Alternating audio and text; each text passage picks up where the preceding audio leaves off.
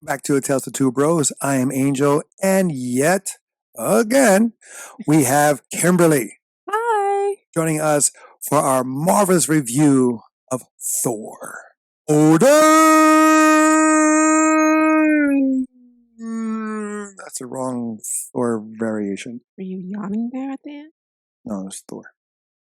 From the TV show with Bill Bixby's Hulk and Lou Ferrigno thing.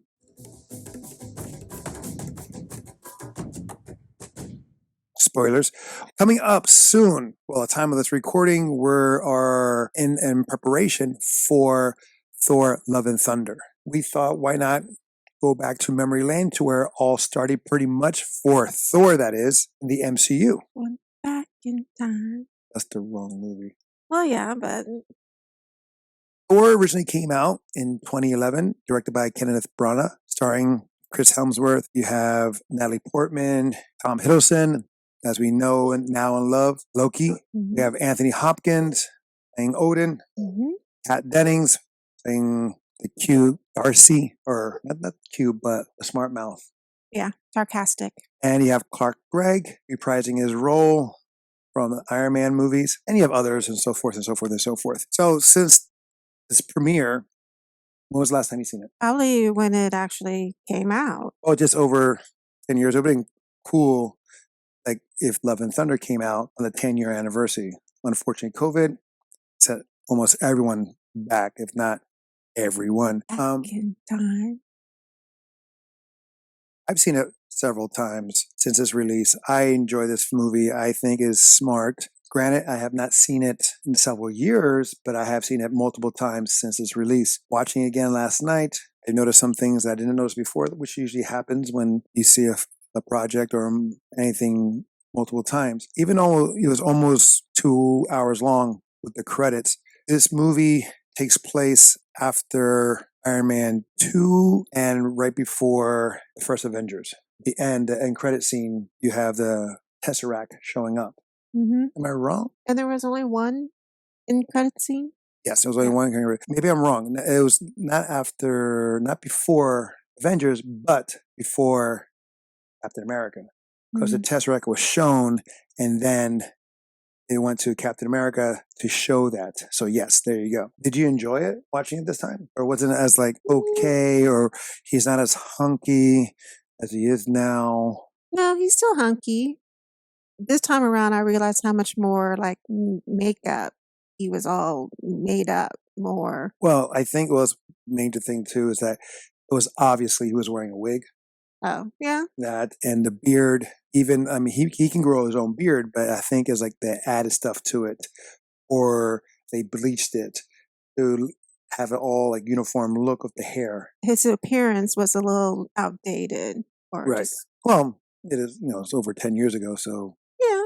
that could be given, or that could be understandable. Watching again, I like Kenneth Branagh's approach. He's a guy who's a Shakespeare enthusiast, and I know reading about it way back that he had trouble visualizing how to bring Thor to life. And what he did was he approached it as a Shakespearean play or film. Two brothers, almost like Cain and Abel, if you will. Now, which exact Shakespeare play that he did as an influence, I don't know. If you know, please comment below. I think he did an amazing job. He had a nice balance of humor, action, pace. Granted, some could be a little tighter, but it didn't feel like it was dragging. Not overall, no. And I like the fact that like Chris Hemsworth was open to look like the fool, especially since that was his breakthrough role. Like he was Captain Kirk's father in the first remake, the J.J. Abrams one. He was a lot smaller, no beard, of course. That's where I noticed him from. And then he came out with this one. Do you like any scene in particular, or is there a scene that like, There's probably two scenes that I liked. I liked the beginning where he falls on Earth. Okay, but not the exact beginning. Okay. Yeah, I like that where they're driving and they're trying to get to the sandstorm. Yeah, and because they're scientists, and that's what they do. They go investigate phenomenon type experiences. They're trying to dodge certain obstacles Not really. or No. because they were in the car. I understand that, but there was really no obstacles. It was very windy, sand, and Darcy was getting scared because they didn't know what they were heading to. So she was trying to pull away, but Jane there was trying to go right into the storm, Okay. and then by doing that, they crashed into Thor.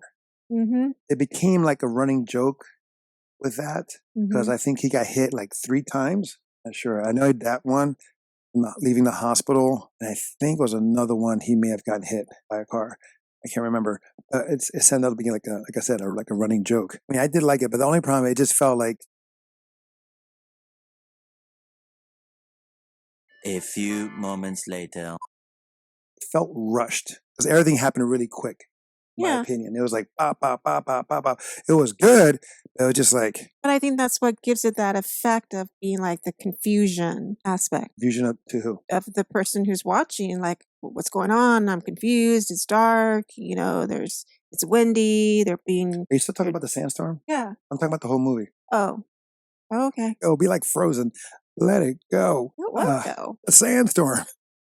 Yeah, because I thought we were still talking about that. No, no, I'm just talking about the whole thing. I like the sand. I mean, I like the approach where if you saw What If, you know where they got the premise from of Party Thor. And that's right in the beginning of that. We see Thor in that ceremony walking down to be granted the new king, but they get interrupted by the frost giants, which look like The White Walkers. the White Walkers exactly from Game of Thrones series. Mm-hmm. And I like that, like the acting of like from Anthony Hopkins was so subtle but strong in that scene where he sees how his son is acting, and he's like almost embarrassed of how his son is acting, even though he's loved and revered Mm-hmm.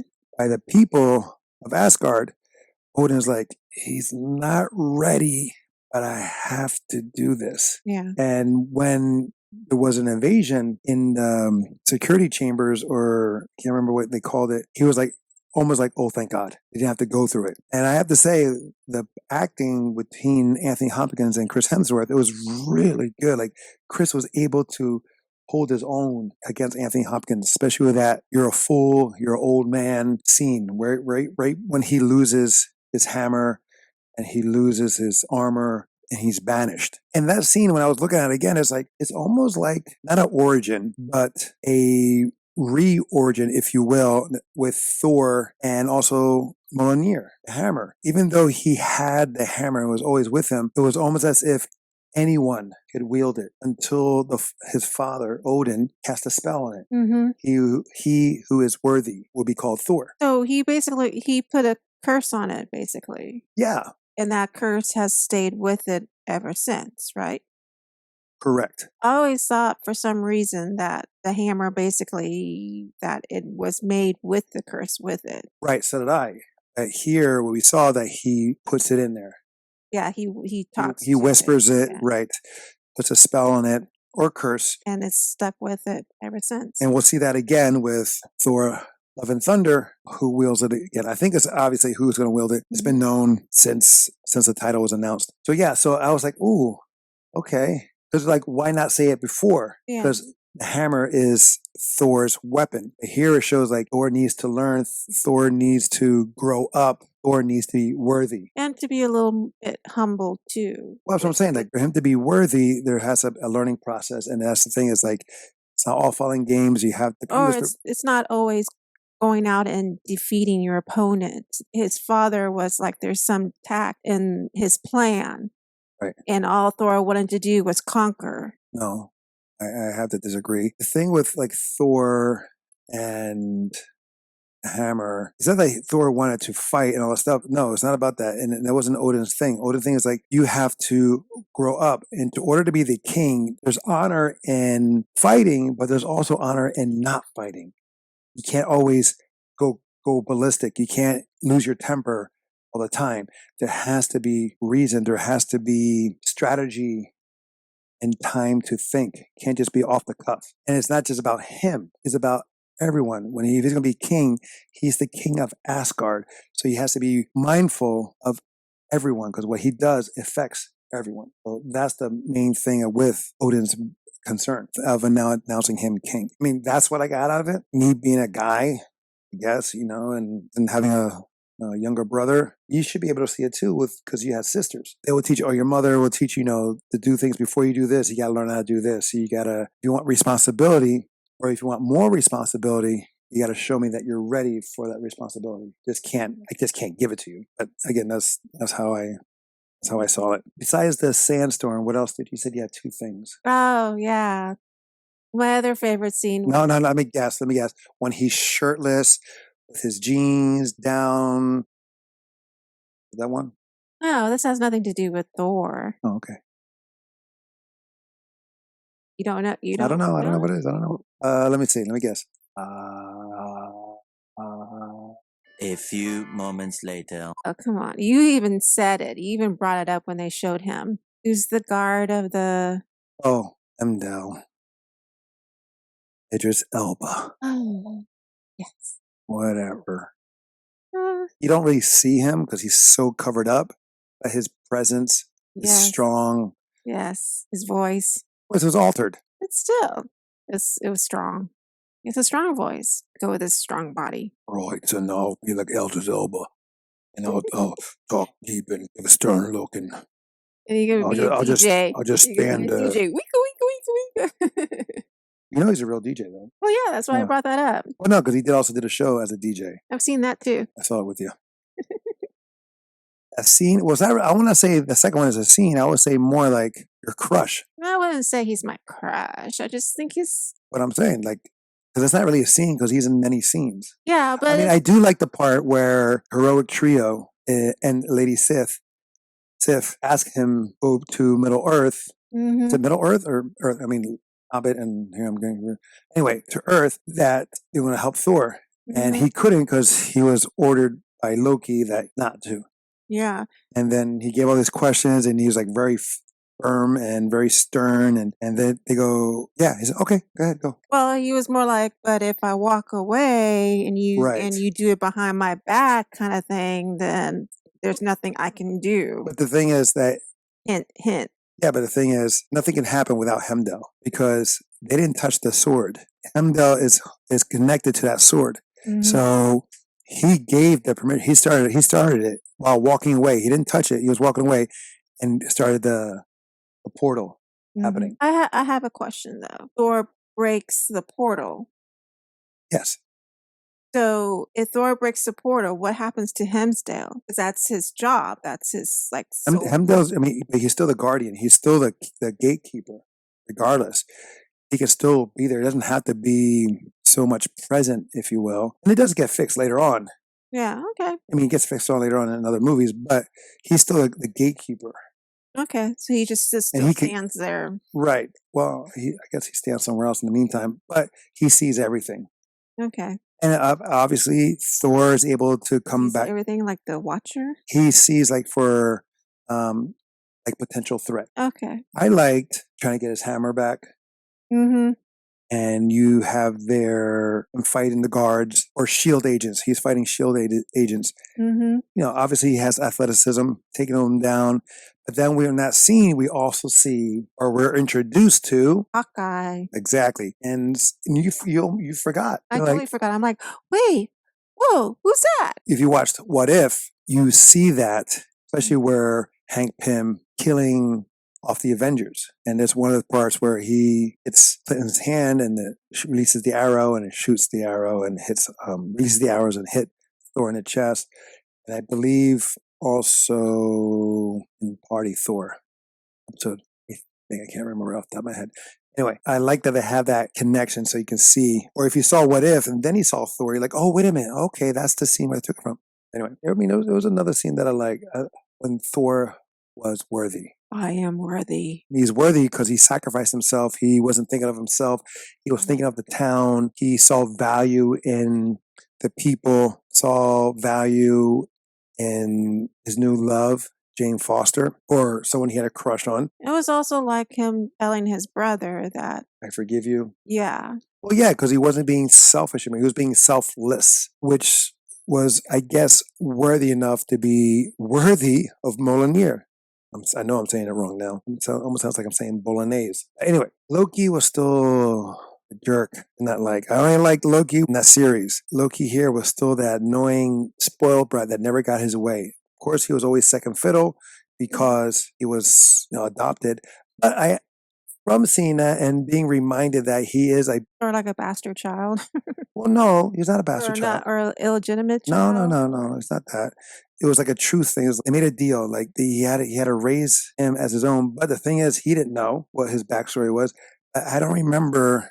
Maybe the sequels, when we look at them again, they'll probably show it. And again, in the what if, they bring it back up. They draw that part where he's a Bifrost giant or frost giant. I keep saying Bifrost, but I think that was what Hemdall was guarding. It was a frost giant. I know I'm saying the words wrong. Sorry, guys. We didn't see it again. He turned blue a couple times when he got grabbed. He thought he was in danger, but it was okay. And then when he used that freeze gun thing, he turned blue as well. But again, I don't remember if he ever does it after that in other films. I don't think so. Was there a moment or thing you didn't like? A few moments later. I can't really say off the top of my head yet. For me, there are moments when it slows down, but the one is when him and Jane are by the fire pit, a little romantic stuff, and he's talking to her, explaining to her where he's from and all that stuff. You know, the lovey moment. Get to know you moment. I guess. I mean, I guess it's enough. I just wish it was kind of cut a little bit, but no, because it really slowed things down. It had a nice pace. And I was like boom, boom, boom, boom, boom, boom, boom, and there are other slow moments too.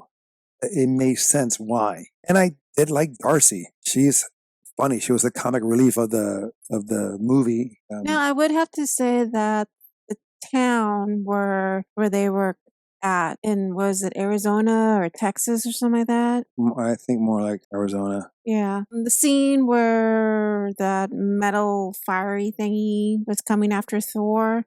Yeah. I thought that scene was a little I don't know. I mean, I I know that it was needed, but I think it was too fast. yeah. I think it was too fast, too short. I think, I don't know, maybe I would like a little more destruction. Yeah, I guess the thing about it was that he came down and he looked like he was at least like more than 5 miles away. Oh, you look like he was several Yeah, miles and then away. 5 minutes later, he's like right there at the doorstep. And he doesn't run. He's Jason.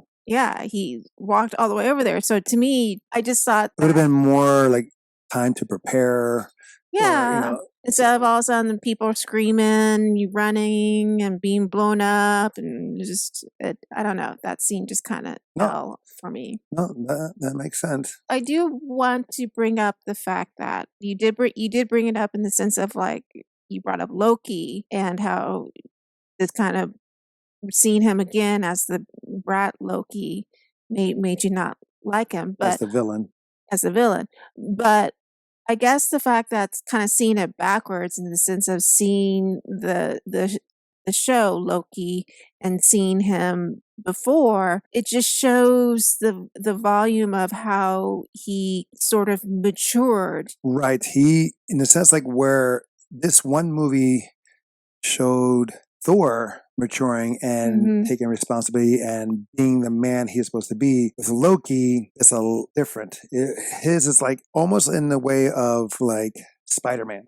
Yeah. In the MCU Spider-Man, we have several films showing his origin, you know, starting from Civil War to Spider-Man Far From Home. No Way Home.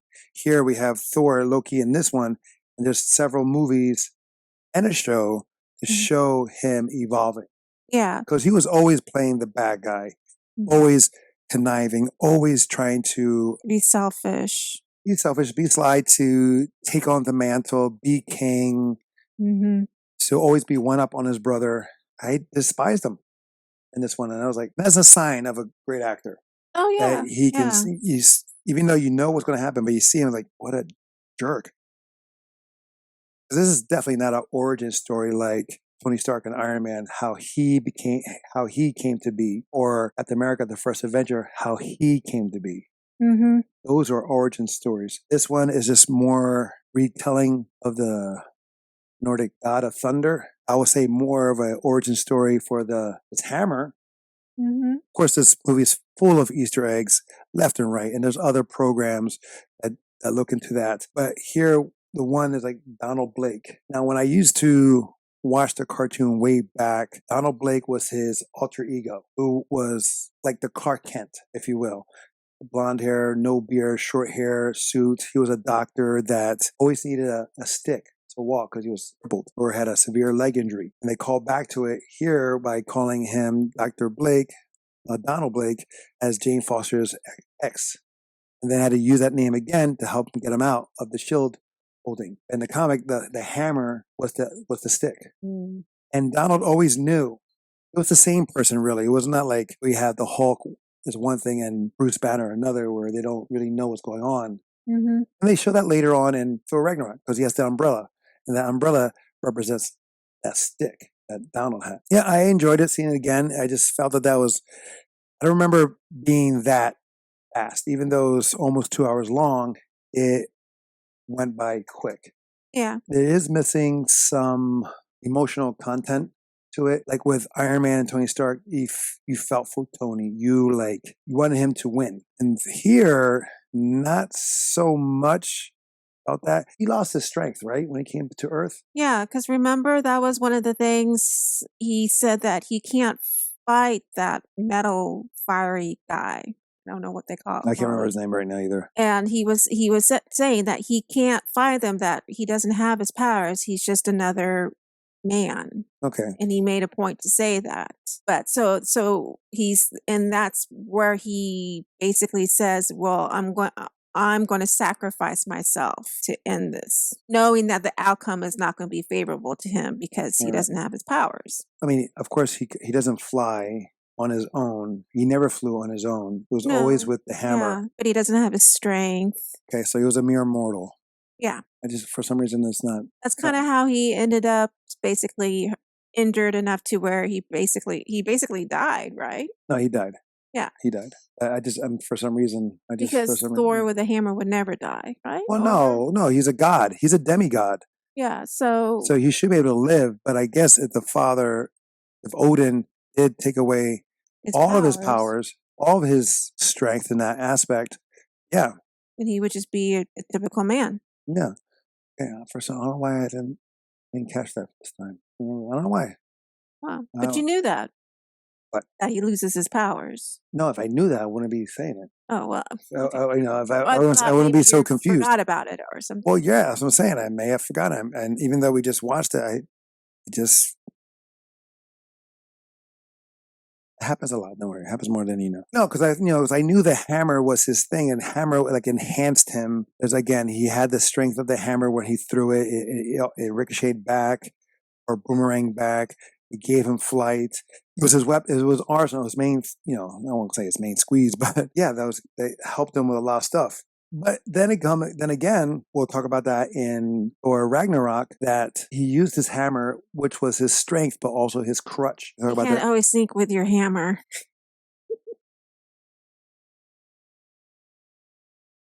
She cracks herself up sometimes.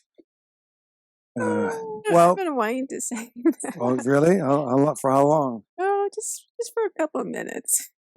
Mm-hmm. All right. So, worth a watch? Worth a watch. I mean, okay, clean slate in the way that I know we've watched all the MCU movies. Mm-hmm. We know that Thor: Love and Thunder is coming out. Mm-hmm. If it wasn't coming out, would you see this movie on your own? Probably not. For me, it's worth the watch, regardless of Love and Thunder, any of the movies. It's a good movie. Like I said, done very well, directed very well. I just find it faster than I remembered. And I remember Stan Lee? Yeah. He was in the one in the truck, one of his many cameo appearances. Anyway, worth the own. I have it. Now, the other sequels, that's yet to be determined. We'll talk about that. How many are there? Right now, 4 coming out. 4. Yeah. Dark World, Ragnarok, Mm-hmm.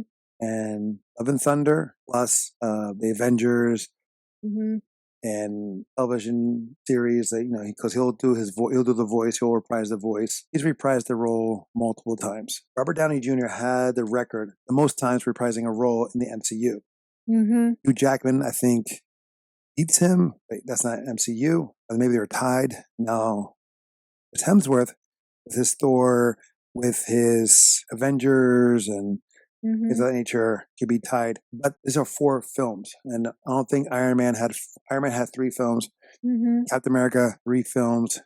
Spider-Man. 3 films. So this is the 4th of Thor, or a Thor-led project. Anyway, yeah, I think that's it. I think that's pretty much. Did we leave anything out? Oh, well, we didn't talk about Natalie Portman. So that's our review, our marvelous review of Thor. Until next, no, I'm kidding. I was going to say, like, wow.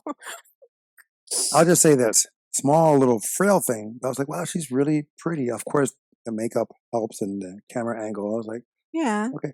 I just felt she was like, goo gaga. She was like, oh, excuse me. I'm so sorry. You're making me blush. That's what I noticed. Like, she's like, I guess that's what it's about. I guess that's the purpose of it, because she's a scientist, all about that, very Well, yeah, serious. she's nerdy, And then very she sees him. She's like, not oh my, socially. oh, I do declare.